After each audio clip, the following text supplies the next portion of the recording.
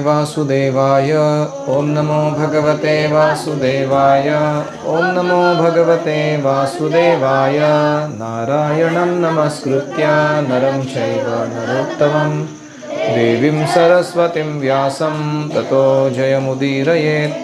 नष्टप्रायेषु भद्रेषु नित्यं भागवत सेवया भगवतेरुत्तमश्लोके भक्तिर्भवति नैष्ठिकी। कृष्णाय वासुदेवाय देवकी नंदनाय च नंदगोपकुमाराय गोविंदाय नमो नमः। हरे कृष्णा। हम पढ़ रहे हैं ग्रंथराज श्रीमद् भागवतम, स्कंध दूसरा, अध्याय 9वां, श्लोक संख्या 14। श्रीर्यत्यरूपिण्युरुगाय पादयो करोति मानं बहुधा विभूतिभिः। प्रेङ्खं श्रिताया कुसुमाकरानुगैर्विगीयमाना प्रियकर्म गायति। दिव्य रूपधारी लक्ष्मी जी भगवान के चरण कमलों की प्रेम पूर्ण सेवा में लगी हुई है। वसंत के अनुचर भोरों के द्वारा विचलित होकर वे न केवल विविध विलास में तत्पर हैं, साथ में अपने सहेलियों के सहित भगवान की सेवा में तत्पर हैं, अपितु भगवान के लीलाओं का गुणगान भी कर रही है। हरि ओम सहना भवतु सहनौ भुनक्तु सह वीर्यं करवावहै तेजस्विनावधीतमस्तु मा विद्विषावहै। ओम शांति शांति शांतिः। ओम अज्ञानतिमिरान्धस्य ज्ञानाञ्जनशलाकया चक्षुरुन्मीलितं येन तस्मै श्रीगुरवे नमः। जय श्री कृष्ण चैतन्य प्रभु नित्यानंद श्री अद्वैत गदाधर श्रीवासादि गौर भक्तवृंद। हरे कृष्णा कृष्णा कृष्णा हरे हरे, हरे राम राम राम हरे हरे। हरि ओम तत्सत्। श्री वैकुंठ धाम का वर्णन ब्रह्मा जी को जिस प्रकार गर्भोदक्षाई विष्णु ने दर्शन कराया अपने ही धाम का, हम पढ़ के देख रहे हैं। वैकुंठ धाम, वहाँ अभी लक्ष्मियों का वर्णन कर रहे हैं। लक्ष्मियाँ भगवान के चरण कमलों की सेवा कर रही है प्रेम से, और कभी कभी वो लक्ष्मियों के शरीर पर जो सुंदर सुंदर सुगंधित पुष्पों की मालाएं हैं या उनका स्वयं का जो सुगंध है उससे आकर्षित होकर भौरे उनके ऊपर मंडरा रहे हैं, लक्ष्मियों के ऊपर। उसके कारण वो जो लक्ष्मियां हैं बहुत सुंदर दिखने में, वो अनेक स्त्री सुलभ अपने शरीर के हाव भाव, जिसको कहते हैं विलास, दर्शा रही है, जिसको देख के कामदेव भी मूर्छित हो जाए, इतना उनका सौंदर्य है। तो ये पहला काम चल रहा है उनका, to charm the mind of the lord by their intoxicating gestures. दूसरा क्या कार्य कर रहे हैं वो, अपने सहेलियों के साथ भगवान की विविध सेवाएं कर रही है। कोई झाड़ू मार रही है, वैकुंठ लोक में जहाँ डस्ट नहीं है, लक्ष्मियाँ क्या कर रही है, झाड़ू मार रही, पोछा मार रही। किस लिए? ताकि भगवान की कृपा दृष्टि मुझ पर हो जाए। मैं विनम्र सेवा करने में तत्पर हूँ, भगवान की कोई भी सेवा करने के लिए मैं तैयार हूँ। साथ में वो भगवान के लीलाओं का गुणगान भी कर रही है। तो हमें भी जब हम भौतिक जगत में अपने सेवाएं करते हैं तो भौरे तो विचलित करने आते नहीं हैं लेकिन अलग अलग क्लेश आते हैं। भौतिक जगत में त्रिविध क्लेश आते रहते हैं। उनके बीच रहते हुए हमें अपने मित्रों के साथ भगवान की सेवा जारी रखनी है, और वो सेवा करते समय हमेशा क्या करना है, भगवान की लीलाओं का गान करना है। ददर्श तत्राखिल सात्वतां पतिं श्रियः पतिं यज्ञपतिं जगत्पतिं सुनंदनंद प्रबलार्हणादिभिः स्वपार्षदाग्रैः परिसेवितं विभुम। ब्रह्मा जी ने वैकुंठ लोक में उन श्री भगवान को देखा जो सारे भक्त समुदाय के स्वामी लक्ष्मी जी के पति समस्त यज्ञों के स्वामी तथा ब्रह्मांड के स्वामी हैं और जो नंद सुनंद प्रबल तथा अरहण आदि अपने अग्रणी पार्षदों द्वारा सेवित है। तात्पर्य, जब हम राजा की बात करते हैं तो राजा के साथ उसके विश्वास पात्र लोग होते हैं। सचिव यानी external affairs minister, EAM Jaishankar, निजी सचिव, पर्सनल सेक्रेटरी, पर्सनल असिस्टेंट्स, फिर मंत्री, मिनिस्टर्स, सलाहकार, एडवाइजर्स, राजा के साथ रहते हैं। ऐसे ही नंद सुनंद प्रबल अरहण ये भगवान के पार्षदों के नाम हैं।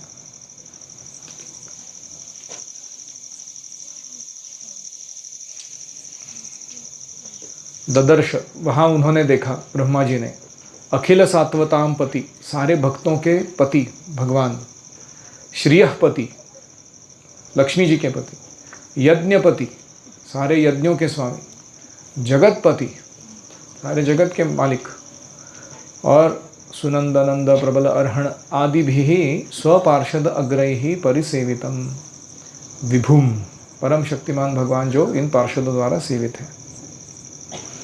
भृत्य प्रसादाभिमुखम दृगासवम प्रसन्नहासारुणलोचनाननं किरीटिनं कुंडलिनं चतुर्भुजं पीतांशुकं वक्षसि लक्षितं श्रिया।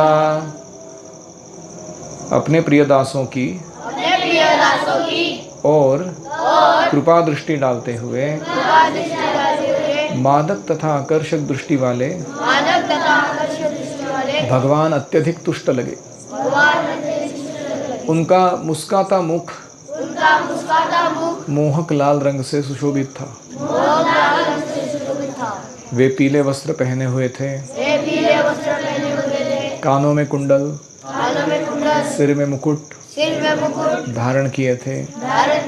उनके 4 हाथ थे और उनका वक्षस्थल लक्ष्मी जी की रेखाकृतियों से चिह्नित था। तो अभी हमने शुरुआत कहाँ से की थी? वैकुंठ लोक का दर्शन की। किसको याद है कि वैकुंठ लोक कैसा है? सारे शोक और भय से परे है। याद है वो श्लोक?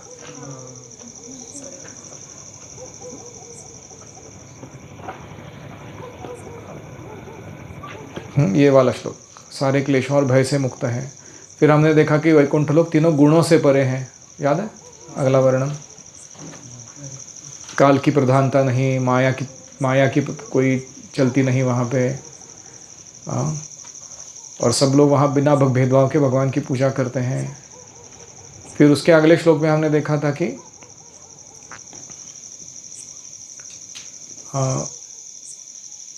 विष्णु दूतों का वर्णन। विष्णु दूत भगवान के पार्षद कैसे दिखते हैं? वो श्याम वर्ण के होते हैं, उनकी शरीर संरचना भगवान के जैसी ही होती है, सारे तरुण होते हैं, चतुर्भुज होते हैं, बहुत सुंदर आभूषण पहने होते हैं।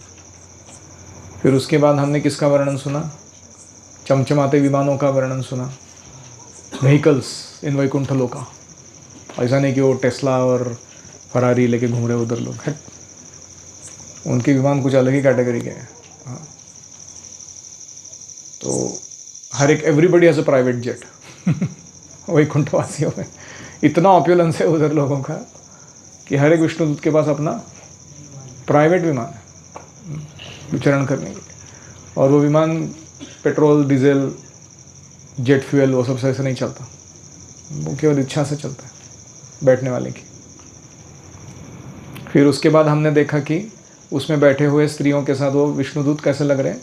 बिजलियां कड़क रही हो सुंदर मेघ श्याम बादलों के बीच, ऐसे वो विमान चमचमा रहे हैं।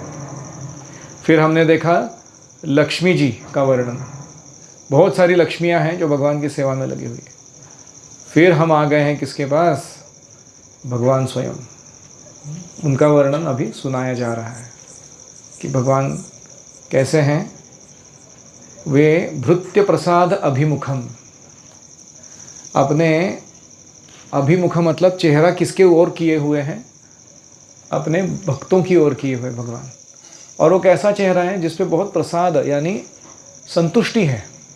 वो भक्तों को देखकर ही, उनकी सेवा को देखकर, उनके गुणों को देखकर भगवान बड़े संतुष्ट हैं। और दृग आसवम, उनकी दृष्टि में मानो मादकता हो। आसव का अर्थ होता है दारू, मद। तो दुर्गासवम मतलब मादक नेत्र, जिसमें से मानो नशा छलकता हो। उनके नेत्रों को देख के ही व्यक्ति इंटॉक्सिकेट हो जाए भगवान के। किसका हुआ था ऐसा? उसको याद है?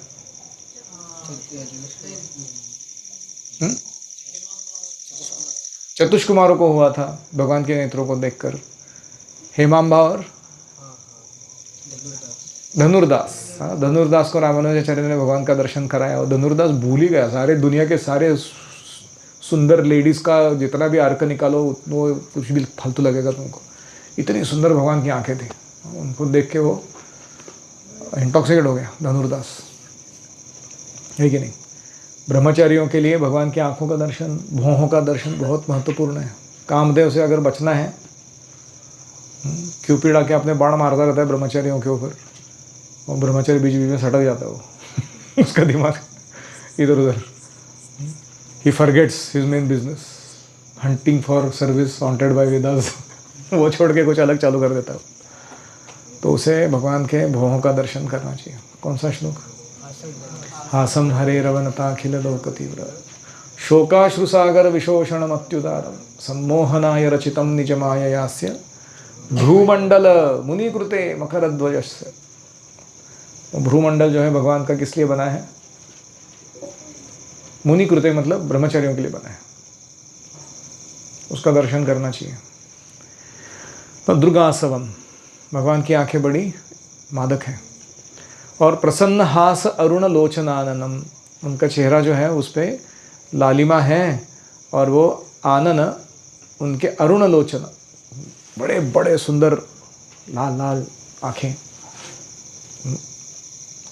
तो उससे सुशोभित है। और किरीटिनम कुंडलिनम, किरीट है, कुंडल है, चतुर्भुजम, 4 हाथ हैं।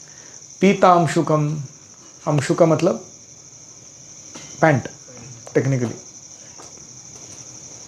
युतकम मतलब शर्ट, अंशुकम मतलब पैंट। तो पीतांशुकम मतलब वस्त्र, पीला वस्त्र पूरा धारण किया। वक्षसी लक्षितम श्रिया, और छाती पर उनके अंकित है श्री देवी का चिन्ह। कैसा दिखता है वो? एक गोल्डन हेयर के रूप में दिखता है, तेजपुंज ऐसा। अभी शाम वर्ण है भगवान का, घना काले बादल के जैसे, और उसमें गोल्डन स्ट्रीक है हल्का सा छाती पर। वो लक्ष्मी का निवास स्थान है भगवान के हृदय पर।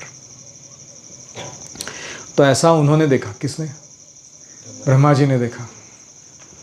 तो पद्म पुराण में उत्तरखंड है योगपीठ, यानी भगवान के निवास का स्थान, उसका वर्णन आता है। उस योगपीठ में कौन कौन बैठे हैं? साक्षात धर्म, ज्ञान, ऐश्वर्य, त्याग, ये भगवान के चरण कमलों पे बैठे हुए हैं। रुक साम यजुर अथर्व वेद, ये भगवान को सलाह देने के लिए आजू बाजू उपस्थित है। चंड आदि 16 शक्तियां वहाँ विद्यमान हैं। और चंड और कुमुद ये प्रथम 2 द्वारपाल है, फिर भद्र सुभद्र है, फिर अंतिम द्वार पर जय विजय है। ऐसे 7 द्वार हैं वैकुंठ के, हर एक के अपने अपने द्वारपाल हैं, खड़े हैं। कुमुद, कुमुदाक्ष, पुंडरीक, वामन, शंकुकर्ण, सर्वनेत्र, सुमुख, ये अन्य द्वारपाल हैं। और भगवान का महल जो है अच्छी तरह से सजा हुआ है और रक्षित है, ऑलवेज प्रोटेक्टेड।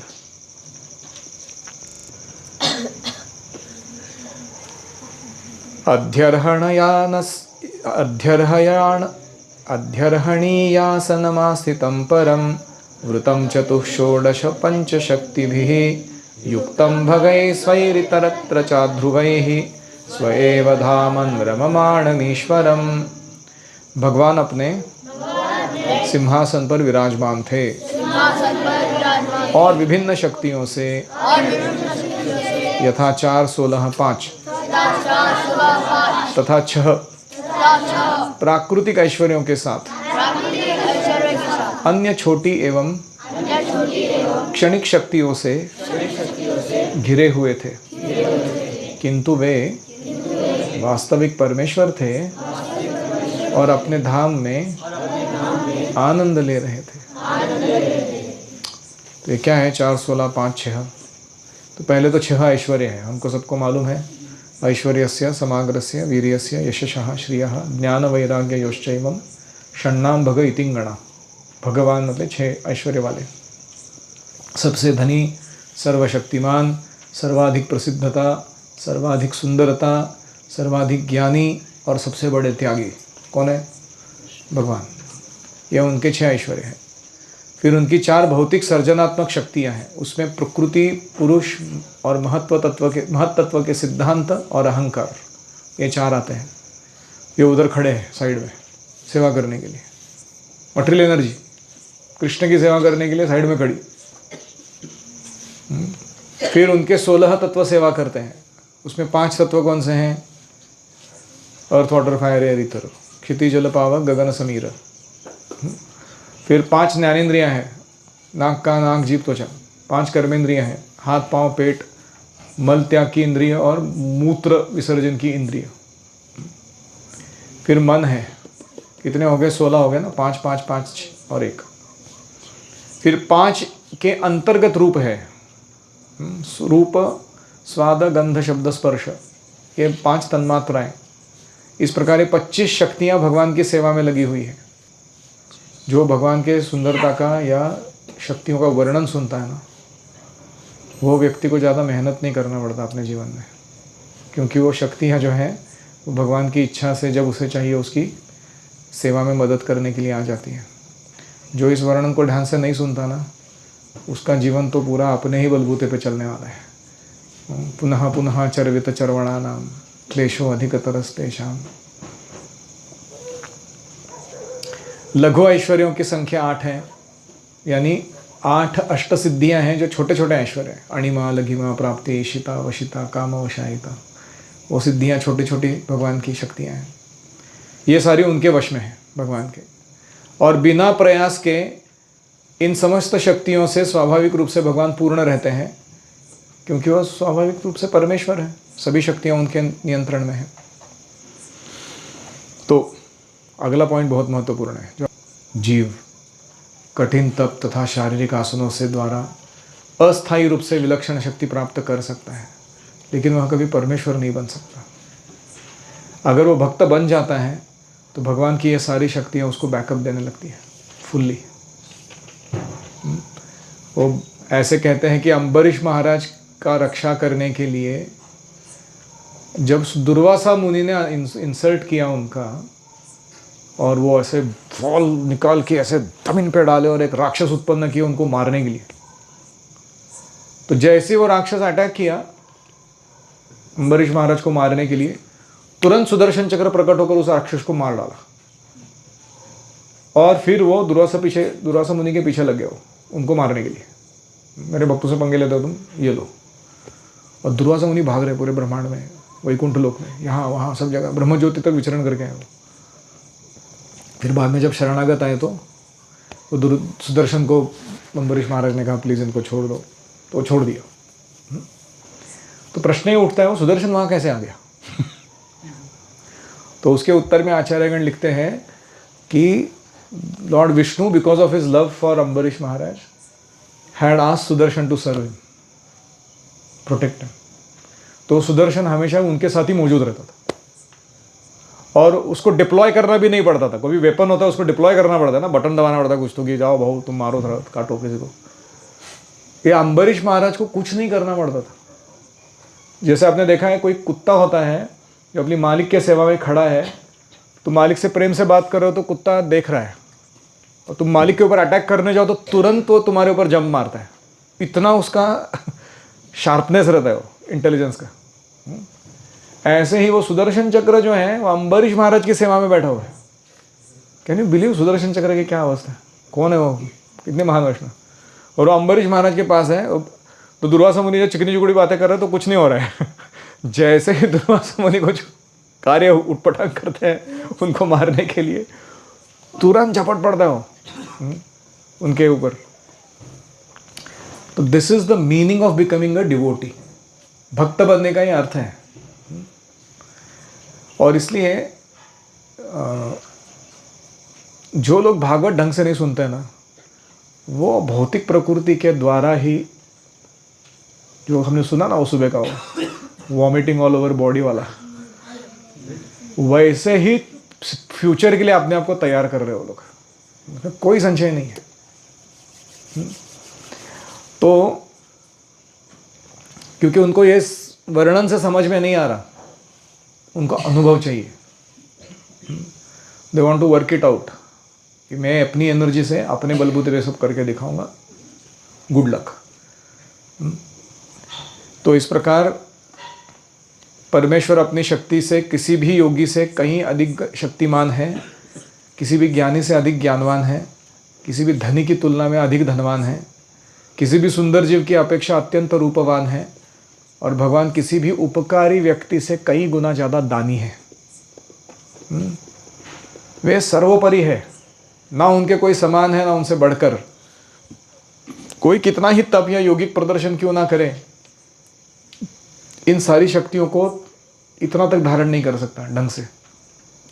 वो आता ना, पौंड्रक बोलता है भगवान को, हे वासुदेव, तुमने मेरे शंख चक्र गदा पद्म धारण करके रखे हैं झूठ मूठ के, छोड़ दो इन सारे लक्षणों को, मैं ही स्वयं भगवान हूं।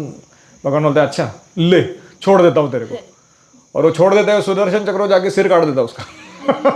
उसको धारण करना थोड़ी आता है उसको, केवल बोलने मात्र से कि मैं तुम्हारी शक्तियों को धारण करता हूं। ऐसे कौन और बोलता है? कार्तवीर्य अर्जुन का भी होता है शायद ऐसा हालत, है ना? नहीं, बाणासुर के संग्राम में उसके 1000 हाथ है, वो भी भगवान को सामने आके ललकारता है, क्या शस्त्रास्त्र धारण करके रखे, कद्दू काटने के लिए रखे क्या उसको? क्षत्रिय हो तो युद्ध करके दिखाओ। भगवान बोलते अच्छा ले, छोड़ता हूँ। वे सुदर्शन चक्र अकेले ही जाते हैं, वो 1000 हाथ के 996 हाथ काट देते हो, 4 हाथ रखते हैं। सुदर्शन भी देखो इंसल्ट करने में कितने एक्सपर्ट है। 4 हाथ क्यों रखते हैं? क्योंकि भगवान चतुर्भुज है, उसको जिंदगी में याद रखना चाहिए किसने हाथ काटे थे उसके, है ना? तो ऐसा इंसल्ट करके सुदर्शन वापस आता है उसका। तो इसको कहते हैं भगवान से पंगे नहीं लेना। तुमको लग रहा है तुम बहुत छाने हो, डोंट टेक पंगा विद कृष्ण। तो इसलिए इन शक्तियों की समता कोई नहीं कर सकता। योगी उनकी कृपा पर आश्रित रहते हैं, भीख मांग के लेते हैं थोड़ी बहुत कुछ सिद्धियों को भगवान से, और फिर उसके बाद हीरोगिरी दिखाते मैं भगवान बन गया, है ना? तो अपनी असीम दानशीलता के कारण भगवान शक्ति के पीछे दौड़ने वाले योगियों को कुछ अस्थाई शक्तियां प्रदान कर भी देते हैं, लेकिन अपने शुद्ध भक्तों को जो उनकी सेवा के अतिरिक्त कुछ नहीं चाहते, वे शुद्ध सेवा के बदले में अपने आप को दे देते हैं। What do you want? तुमको कृष्ण की अस्थाई शक्तियां चाहिए कि तुमको कृष्ण चाहिए?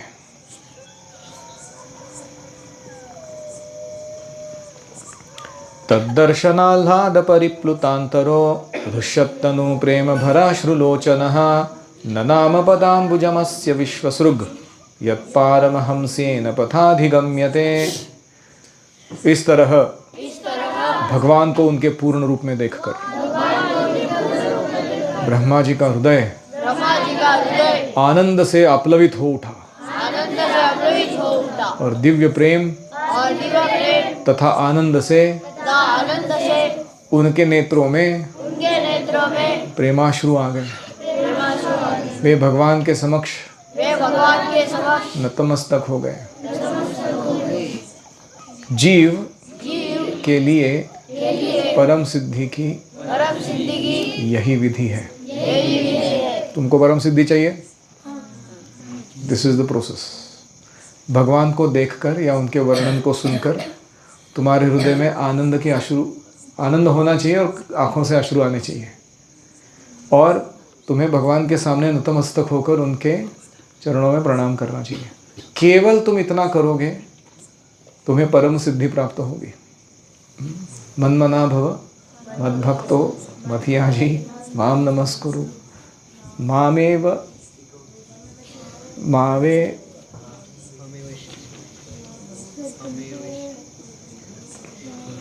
प्रति जाने प्रियोसी में नहीं चाहिए मुझे। मामे वैश्यसि उक्त्वैवम् आत्मानं मत्परायणः। हाँ करेक्ट, आत्मानं मत्परायण। तो मत्परायण बन जाओ। तुम कृष्ण परायण बन रहे हो तो इसका मतलब ये नहीं कि कृष्ण निठल्ले बैठे, कृष्ण भी भक्त परायण हो रहे हैं in reciprocation. If you 100% serve Krishna, Krishna is 100% ready to serve you.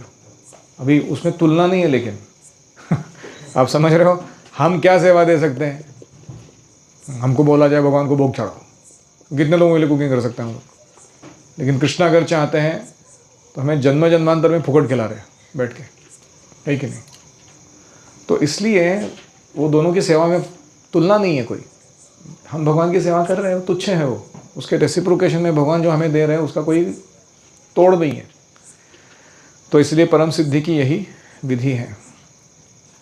Shrimad Bhagavat में प्रारंभ में कहा गया है कि ये महान ग्रंथ परम हंसों के लिए है। तो हम सब लोग अभी वाइंड अप करते हैं और चले जाते हैं घर सोने के लिए, है ना। हम क्यों सुन रहे हैं। परमो निर्मत्सराणाम सताम, जो ईर्ष्या से पूर्णतः मुक्त हैं ऐसे पुरुषों के लिए भागवत है। अभी तो शोर शॉर्ट वाइंड अप कर लेना चाहिए हमको अपना काम।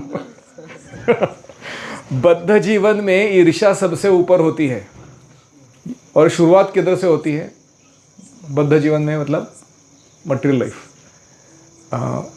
भगवान की ईर्ष्या करने से ये शुरू हो जाता है। सबकी ईर्ष्या करने लगते हैं हम आजू बाजू के लोगों की। सभी शास्त्र भगवान की सत्ता को मानते हैं, और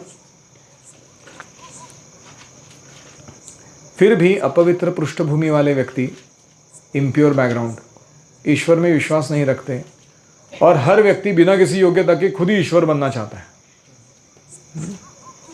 बद्ध जीवों का यह ईर्ष्यालु स्वभाव भगवान के साथ एकरूप होने की भावना तक चलता रहता है। तो इसलिए ऐसे लोगों के लिए भागवतम नहीं है, ये ईर्ष्यालु लोग हैं। ब्रह्मा जी को भक्ति योग की कला पर विश्वास था, भगवान के द्वारा तप का आदेश दिया उस पर विश्वास था, कठिन तप के द्वारा वैकुंठ लोक का दर्शन प्राप्त किए।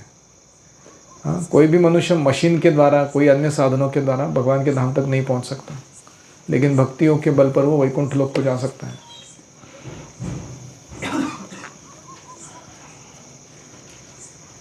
सर्वप्रथम हमें चाहिए कि हम भगवान श्री कृष्ण में पूर्ण विश्वास करें, चिंतन द्वारा, तर्क द्वारा उन्हें समझने का प्रयास ना करें। पहले भगवद गीता के विषय में सुने, फिर श्रीमद् भागवत से सुने। ऐसे उपदेशों को जो व्यक्ति ध्यान से सुनेगा, पेशेवर लोगों से नहीं, भक्तों से सुनेगा, वो सही में भगवान को प्राप्त कर पाएगा।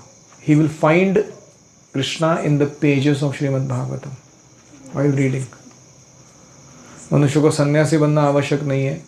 भक्तों की संगति ढूंढो, श्रद्धा और विश्वास के साथ दिव्य कथा सुनो, और ये सबसे बेस्ट मार्ग है। परम हंसों के द्वारा इसी पथ को बताया गया है। भगवान का एक नाम है अजित, जो कभी जीते नहीं जाते हैं। लेकिन जो व्यक्ति जीवंति सन्मुखरिताम भवदीय वार्ताम, ऐसे भगवान के भक्तों से कथा सुनने में लग जाता है, वो अजित भगवान को जीत लेता है।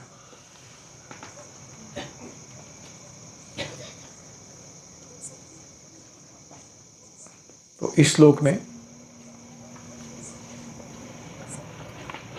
आह्लाद परिप्लुत, क्या सुंदर वर्णन है वो। भगवान के दर्शन से ब्रह्मा जी आनंद या प्रसन्नता से लबालब भर गए। मतलब उनका पूरा जितना भी उनके उस कंटेनर था होल्ड करने के लिए, कॉन्शियसनेस, माइंड, सेंसेस, इंटेलिजेंस, जो भी था वो कंटेनर होता है ना हमारे का अपना अपना एक, वो पूरा किससे भर गया, वो आनंद से, फुल्ली ओवरफ्लोइंग आनंद उसमें से, जो होल्ड नहीं कर पाते। आह्लाद परिप्लुतो। फिर अंतरहा रुष्यत तनुहु, हृदय के भीतर उन्होंने आनंद अनुभव किया, और उसका परिणाम शरीर के ऊपर रोमांच खड़े हो गए उनके। और फिर प्रेम भर अश्रुलोचनः, लोग आंखों से अश्रु बहने लगे। और इस अवस्था में ननाम, उन्होंने प्रणाम किया पदाम्बुजम अस्य, भगवान के चरण कमलों को, जो विश्वस्रुख है, ब्रह्मांड के सृष्टा है। ठीक, हम यहाँ पर विराम देते हैं। किसी का कोई प्रश्न है?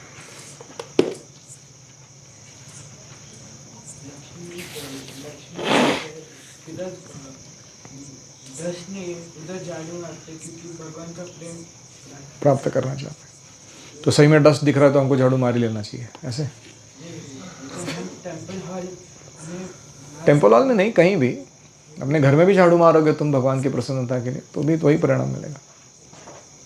टेम्पल हॉल में तो मारना ही चाहिए, ऐसे नहीं कि डॉर्मेटरी को खराब रखो और टेम्पल हॉल से एकदम साफ रखो।